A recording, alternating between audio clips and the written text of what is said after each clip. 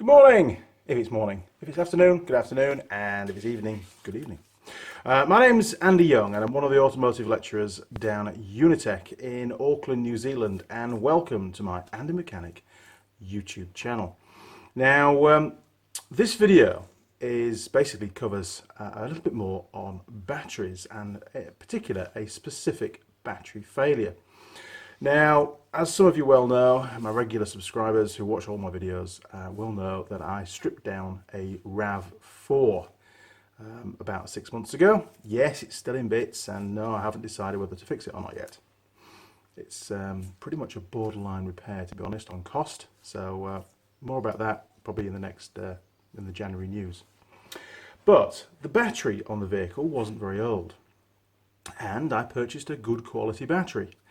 And unfortunately, Benjamin stole it for his lawnmower. He has a ride-on lawnmower. And yes, it did fit, just. But when he set off to go and cut some grass, huge plumes of smoke appeared from under the seat where the battery is stored. And essentially, the battery stopped working. And we did a quick voltage OCV test on it. And it was still showing 12.6 volts, fully charged. So what's the problem? But there was no amperage output, so whenever you tried to put any kind of draw on the battery, more smoke would appear. Now, it's not too heavy, so this is the battery in question. It's Bosch, it's maintenance free, and it's one with the small terminals. And the spec, way over and above what a lawnmower should cope with or require, is 430 cca. It's a 55B24R battery. And the little green light also shows, the little window also shows it's still green, so it's, it's showing it's got plenty of charge, which we know, we've done an OCV test. But let me show you what happens when you put a load on it. Okay, so first of all, just a really quick OCV just to confirm that we're getting a reasonable voltage across the battery terminals. 2.6 volts, that's telling me it's fully charged, which it was on charge for quite some time. Now, if I get the load tester, we'll just crank that onto there like that. I'll just put that one on there like that. The load tester tells us, again, we've got about 12 volts, which is great. If you just watch this positive terminal here, you see what happens. Did you see that? We have smoke. Now, that's not a good thing, and it's certainly not normal. Now, yes, I did wear a face mask because this is potentially extremely dangerous. Where basically that steam or that smoke that was coming out smells like hydrogen gas, which is extremely explosive, as some of you well know. Now, if there's any kind of arcing going on inside that battery, then that could ignite the hydrogen and that battery could actually explode and spray acid. And don't forget, this battery is fully charged, so it's going to spray some pretty acidic acid, very caustic around the workshop and all over me, and it's going to finally destroy my what's already almost dead Yamaha shirt, and it could get my eyes and that kind of stuff. So protect the important stuff if you're working on batteries. I'm actually interested to see what's happened inside this battery. I have a sneaky suspicion what it is. The battery is obviously scrap, and no, I can't really take it back for warranty. We've drilled a couple of little holes down the terminals so I can use it as a test battery in the workshop, which I've been doing since it came out of the RAV4, because it's been a great little battery. But I'm very tempted to cut the top off and show you what's happened inside. Here we go. Now, I think before we start chucking the angle grinder on there and slip disking the top away, it is a sealed battery, but sometimes you can actually get these little parts off. Depends how well bonded on they are, but we'll give it a go.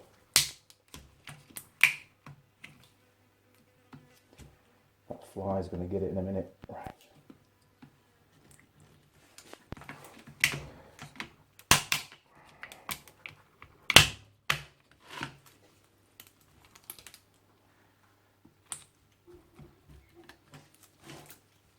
Try down this end.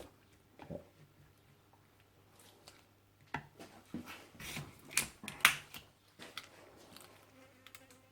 Okay, camera required.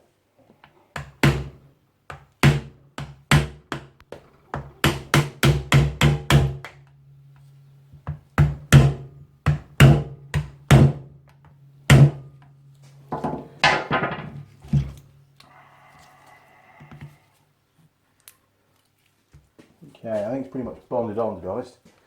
So we'll grab the angle grinder and we'll just very slowly cut our way in. I want to focus on this corner here because that's where the positive terminal is.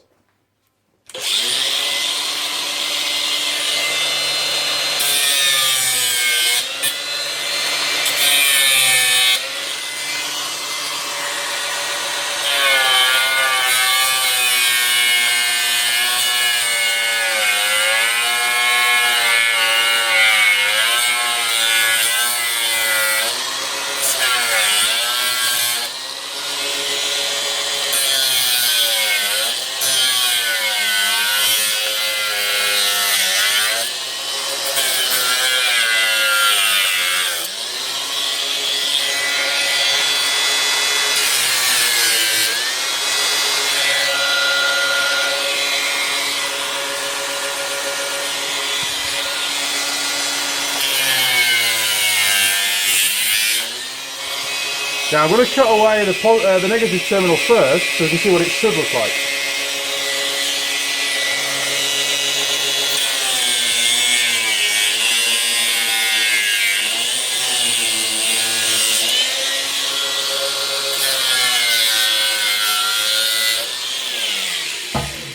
Okay, let's just see if we can get that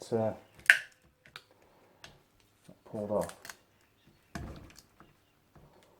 And it's pretty weak, isn't it?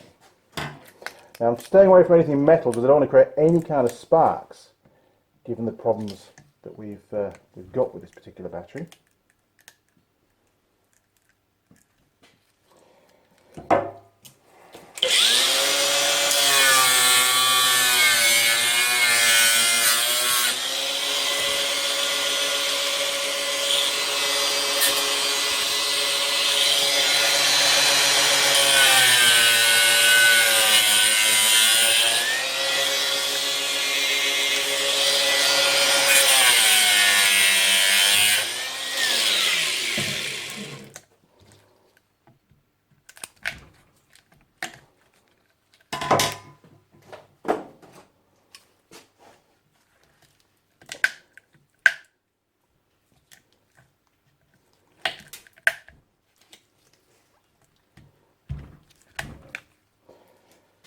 And we can see, I can see anyway, I'm going to keep digging.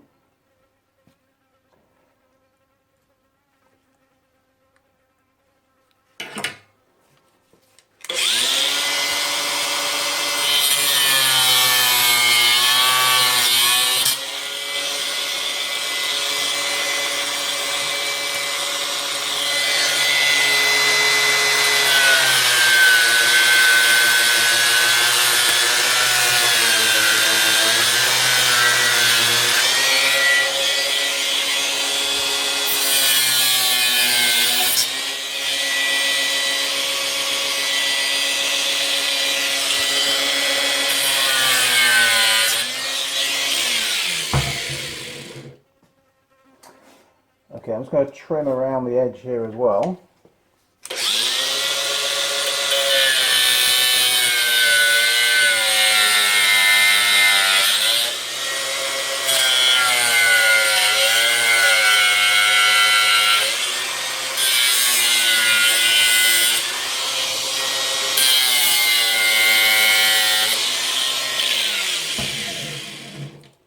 We'll have a little look inside, I think.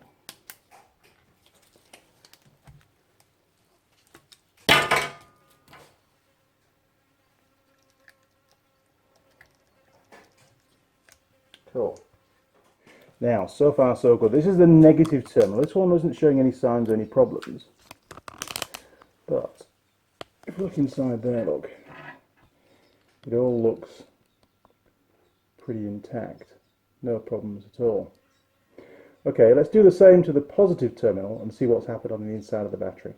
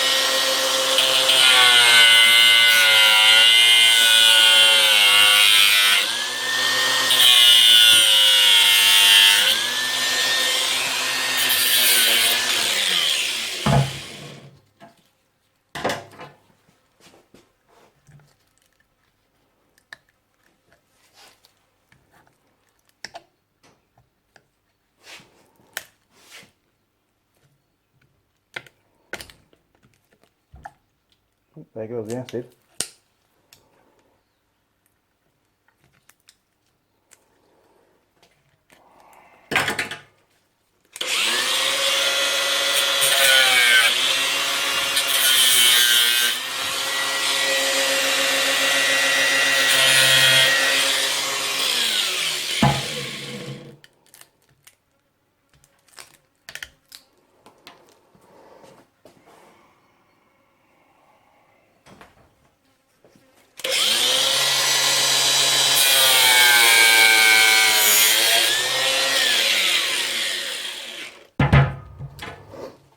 It's like a bomb, this, isn't it?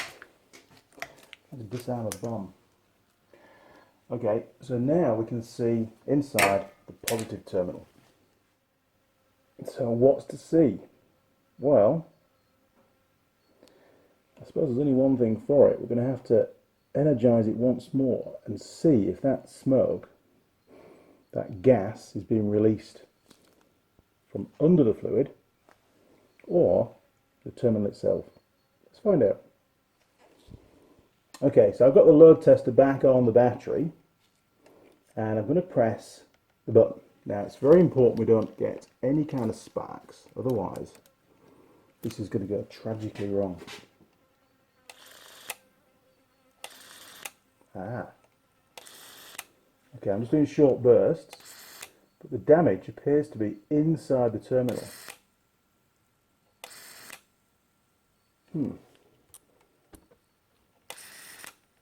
Okay, let's cut that terminal off just down here and see if we can split the lead top and see if we can work out where that bad connection is.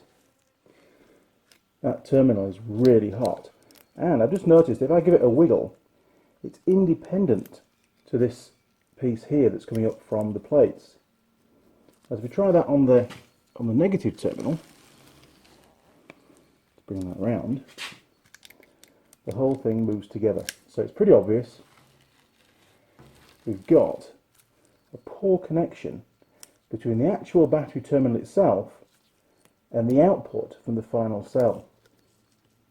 So if I cut some more plastic off, I reckon that'll just pull clean off the top.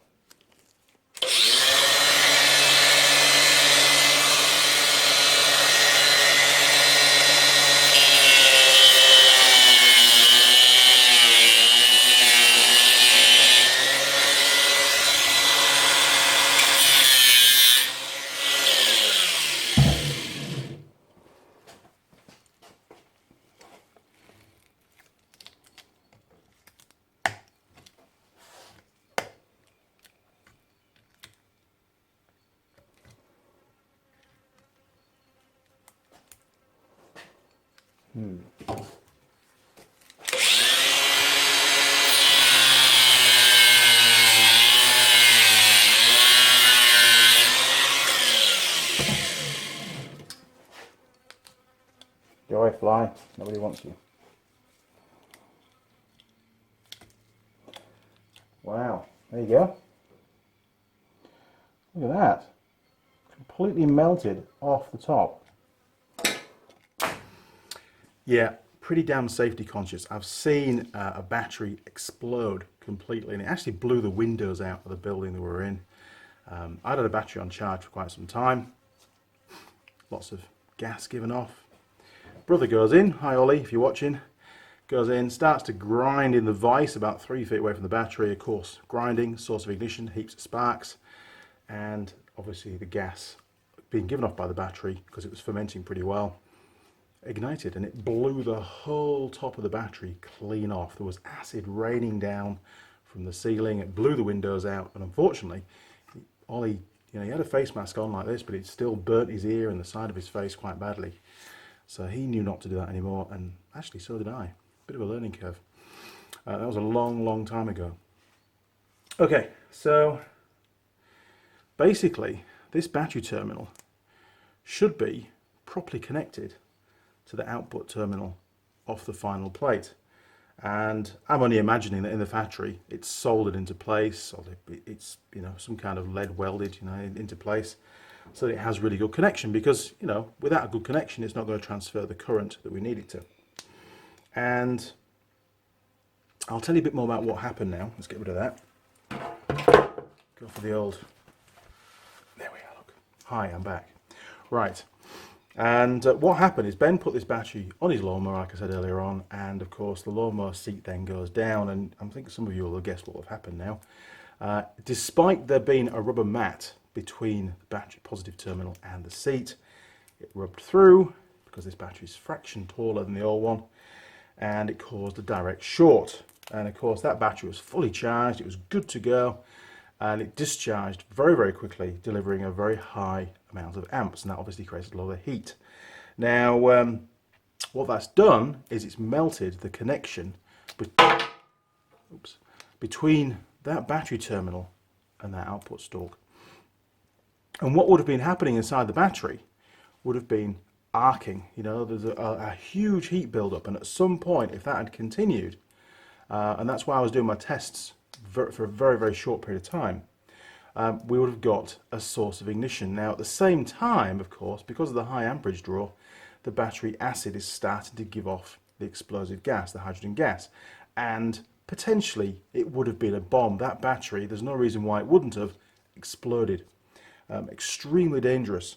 So the reason for this video really is to help prevent accidents. If you're working with a battery and you see that kind of discharge where you're getting the smoke coming out of the battery, you need to stop immediately. If you don't, there's a very high chance things are going to go bang in a big way.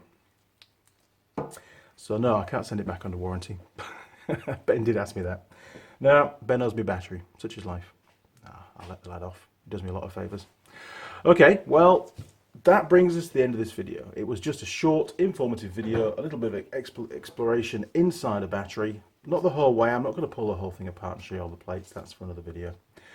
This was really just to highlight a real-life incident which could have turned into disaster. Okay, well, my name is Andy Young, and I'm one of the automotive lecturers down at Unitech in Auckland, and you've been watching my Andy Mechanic YouTube channel, and I did survive. That was quite a dangerous thing to do, and I don't suggest for any minute that you should try doing that at home. Yes, I used an angle grinder, but I was only cutting the plastic. If I'd touched any of those metal surfaces inside the battery, then it would have created a spark, and there's a very good chance things would have turned out. This would have been a very, very different kind of video, that's for sure. I'm pleased it wasn't. If you'd like to subscribe to the channel, then click on this side, I'm sure. Click on subscribe, and you'll receive, well, basically click on subscribe. You see a little gear symbol, click on the gear, tick the box, and YouTube, our friends down there, will send you an email as and when I upload any new videos. And there's usually 3 or 4 every single week. You'll also find me on Facebook, Google+, Instagram, and Twitter. So you can communicate through any of those portals to me if you like, but I would suggest please through YouTube as your first port of call, and that way people will hopefully see my response, and it might help them too. Okay, well, that brings us to the end of this video. Cheers crew, thanks for watching, over and out.